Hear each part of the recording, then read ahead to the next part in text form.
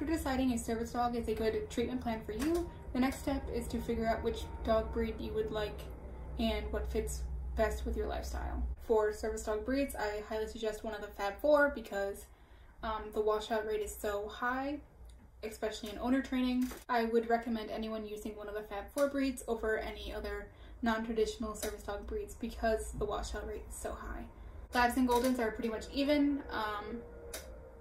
The major differences between the two are Labs tend to have a little bit more energy and Goldens need a lot more grooming requirements. Having said that, those are the two that I would suggest anyone having. For apartment living, I would suggest a Poodle because you can get them in smaller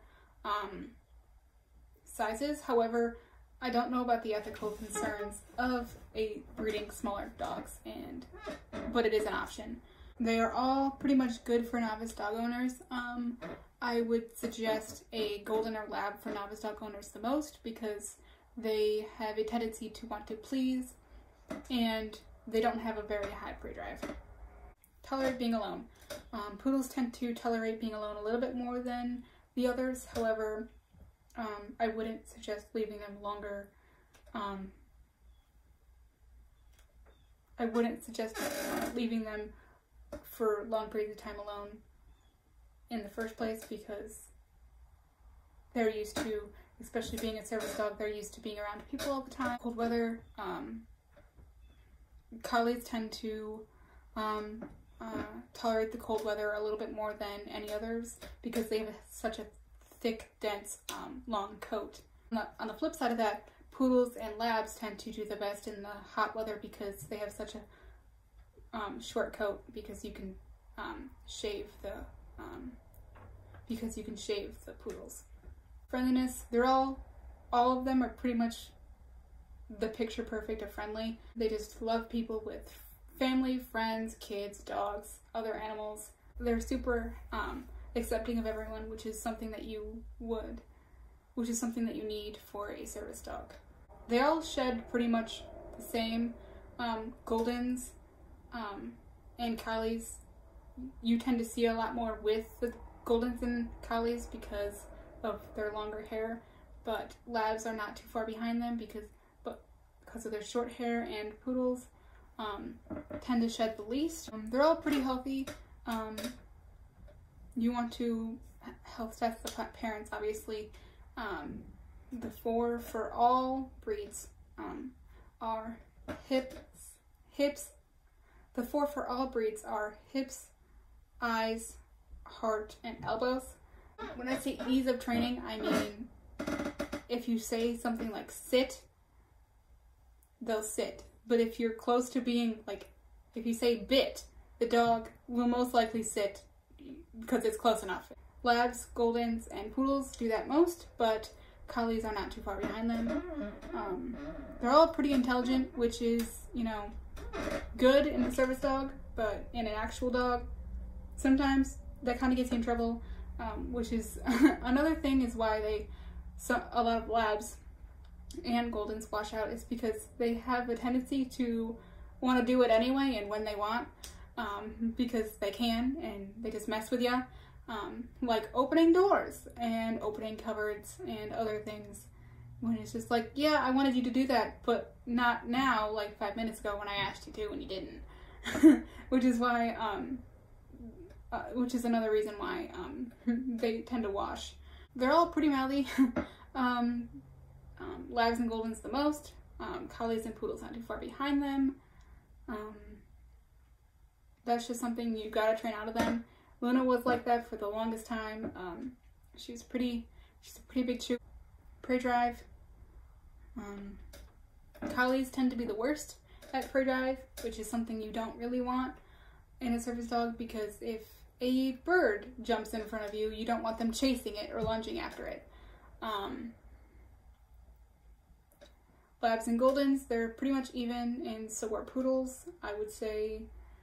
But that's something you do have to train out of them if it's possible, but although prey drive is something that is very hard to train out of them, and I highly suggest if you are having any issues with prey drive is to get a behavioralist so they can help you with the right exercises and training drills you should be able to possibly train it out of them. Labs are the worst, collies not too far behind them, and Goldens and Poodles are pretty much about even. My mom's dog has never barked whatsoever. Luna barked a couple times, but I would suggest if barking is a huge issue, whether that means you're living in an apartment or you just hate the sound of barking, I would suggest maybe a Golden, but I'm a little biased. Labs and collies tend to be the absolute worst. They need a lot of exercise, very quick exercise, and are extremely playful, which comes in, the prey drive comes back in.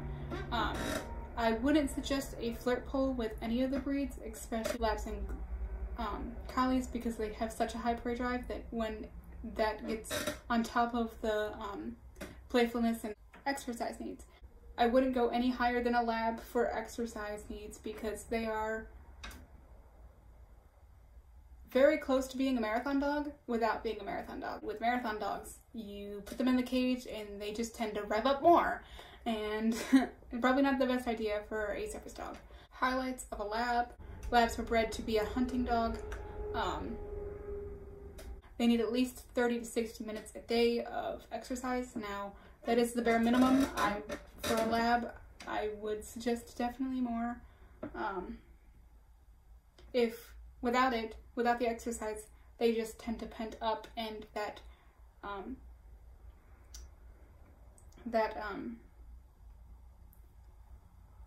almost retaliates into chewing and barking and the other non-favorable dog behaviors. Labs are very friendly, and they're, other than Goldens, they are one of the dogs that people tend to think they don't need training. And now that is not true. They do need training, but I would suggest them over a poodle or a collie because they tend to just understand what you want and do it without being told. The males tend to be 22.5 inches to 24.5 inches and weigh about 65 to 80 pounds, and the females will be about 21.5 to 23.5 inches and 55 to 70 pounds. Some highlights for the Golden are that they shed a lot. Luna not so much, and I don't know why, but she does mat behind her ears and on her pants. So they do require daily brushing to keep their hair from not matting. Goldens are still pretty active. They're about 40 to 60 minutes worth of exercise requirements daily. They are a little bit more mental exercise compared to physical exercise. At least that's what I tend to see. Both labs and Goldens tend to eat if you just put it down. Male Goldens are about 23 to 24 inches tall and weigh about 60 to 80 pounds, and females are about 21 to 22 inches tall and about 55 to 65 pounds. Having said that, Luna is 22.5 inches and 65 pounds, and she's 10 months old. Poodles. The poodle highlights are, although they have different sizes, for example, the toy and the miniature poodles, people don't normally train the toy and the poodles because they're small dogs and they don't have that big of a revenge. That doesn't tend to come at you as much as with a large dog, so people don't tend to socialize them or train them correctly. Although you should, people don't.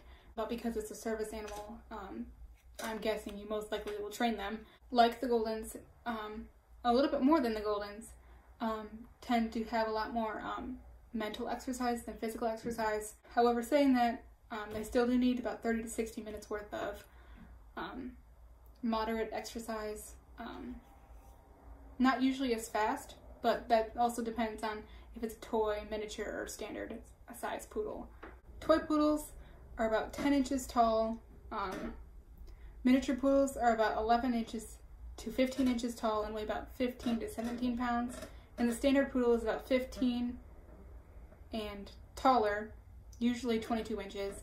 And the males weigh about 45 to 70 pounds and the females weigh about 45 to 60 pounds, give or take. Extremely intelligent. loyal and mischievous, because due to the mental exercise requirements, if they don't do that, then they will start getting themselves in trouble, whether that means wandering off or you know, figuring out how to open their cage. Yes, they will do that. I've met multiple that will just open their cage by themselves and walk out because they can. Collies, highlights. They tend, although they are tending to be quiet, if you leave them alone, they will bark. They're not known to be quiet. Due to the rough and smooth collies, they will differ between the grooming requirements, because the smooth collies will need more. I think, if I got that correct, smooth collies will need more because of the longer coat, and require the same amount of brushing a golden wood, which is daily. Collies also tend to react more to medications. That includes heartworm, dewormer, anything else, because they do have allergic reactions. They tend to, which is something to keep in mind. Males will stand within like 24 to 26 inches, and females to 24 to 28, and both sizes weigh about 50 to 70 pounds, give or take. I somehow got through the entire video and pressed end recording and moved everything without talking about tasking, so I don't know how that happened, but yeah. Smaller dogs obviously can't do as much as a larger breed dog. However, on the flip side of that, they're easier to travel with, so that's something to think about. Other breeds that can work as service animals but have a higher washout rate are flat-coated retrievers, Nova Scotia duck-tooling retrievers. Both of those have a very high energy and need a lot of mental and physical energy released. German Shepherds, but they can be Velcro dogs. Samoyeds, they also can be Velcro dogs, I think. Great Danes, St. Bernards, Boxers, Newfies, Bernese Mountain Dogs. Some smaller dogs that can be great service dogs are Yorkshire Terriers, Cocker Spaniels, Shih Tzus and Bichons, and another large one is Shelties. Dog breeds that I would not recommend anyone having for a service dog. Like, I wouldn't even recommend even looking into it, because it's such a hard thing to find a unicorn in these breeds in particular, are Border Collies, because they're Velcro breeds and the amount of exercise they need. Australian Shepherds, Velcro and exercise needs. Corgis, because they're Velcro breeds. Australian Shepherd, because he's a Velcro breed. Australian Shepherds, because they're Velcro breeds. Great Pyrenees, because the resource guarding. Doberman, because of exercise needs. Huskies, because exercise needs and Velcro. Dalmatians, exercise and health needs. Akita, because resource guarding. But bigger dogs can do more service dog tasks than smaller dogs. For example, guiding, forward momentum pull, bracing and counterbalance, and block and cover. The deep pressure therapy requirements are 25 pounds, I believe, and blocking.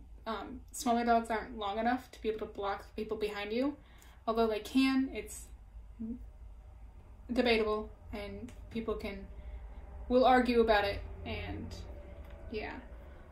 All size dogs can be alert dogs or response dogs, however, they can't do as many tasks as the bigger dogs.